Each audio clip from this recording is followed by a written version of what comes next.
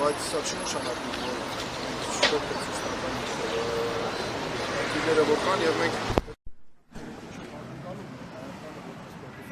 ինչ պետք է ակնկալի այս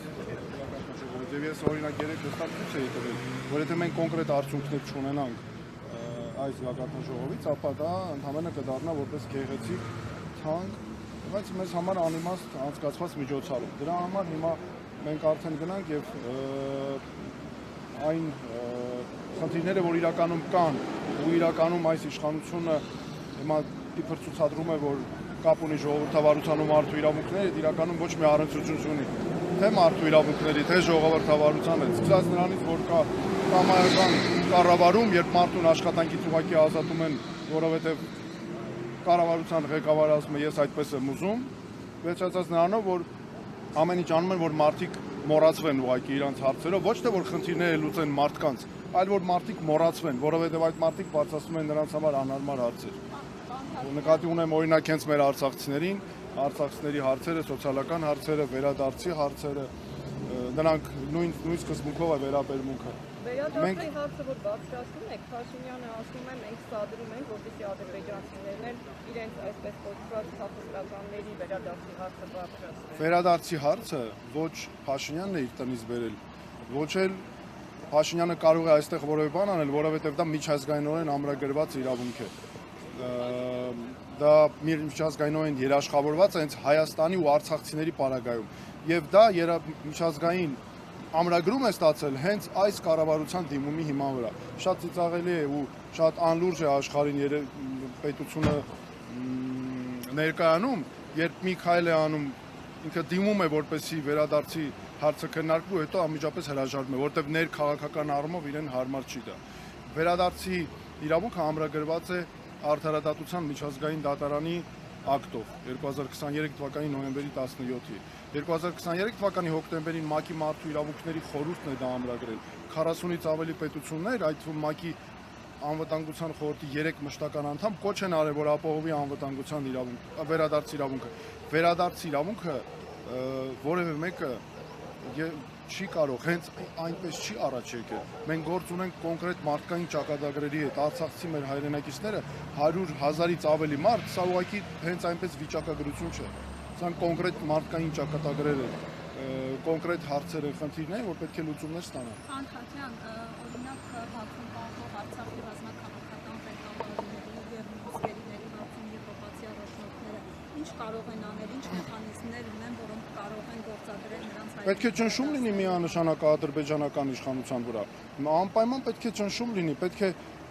ոչ միայն մեր գերիների եւ պատանդների հետ կապված, որոնք ապօրինի պահվում են Բաքվի բանտերում, ոչ միայն պետք է ճնշում լինի ուղիղ, որ նրանք ազատ արձակվեն, այլ պետք է ճնշում լինի, որպեսզի վերադարձի իրավունքը նաեւ առաջ բերվի եւ դառնա միջազգային օրակարգ։ Պետք է ճնշում լինի, որպեսզի Արցախի մշակութային ժառանգության պահպանության հարցը լուծվի։ Պետք է նաեւ շատ կարեւոր է նաեւ, գիտեք, այս ամենը կարևոր է նաեւ հենց մարդու իրավունքների ու ժողովրդավարության տեսանկյունից։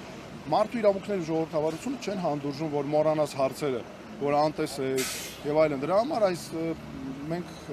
այս հարցերը նույնպես կարևոր ենք համարում բացել։ Իսկ եվրոպացի առաջնորդների վրա պետք է ճնշում գործադրի, եթե օրինակ Հայաստանի իշխանությունների կողմից պետական մակարդակով պետք է գա օրակարգ, դրա համար Հայաստանը պետք է ունենա այնպիսի իշխանություն, որ այս հարցերը բերի միջազգային օրակարգ, օրինակ բարձ հարց, բանակցությունները, քննարկումները առհասարակ կարող են տեղի ունենալ, եթե նման հարցեր կան օրակարգում, որովհետև սրանք Հայաստանի ազգային շահերից, մեր պետականության շահերից բխող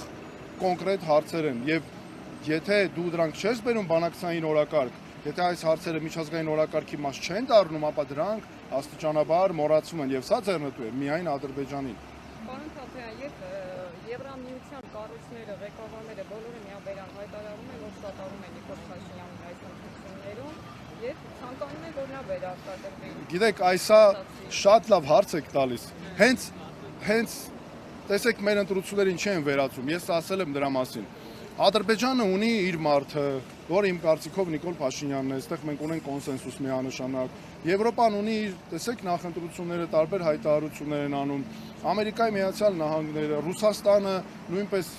հայտարարում է, որ ունի իր նախընտրած ուժերը։ Հիմա հարցը հետեւյալն է, ինչ ենք մենք ուզում։ Մենք, որ այսքան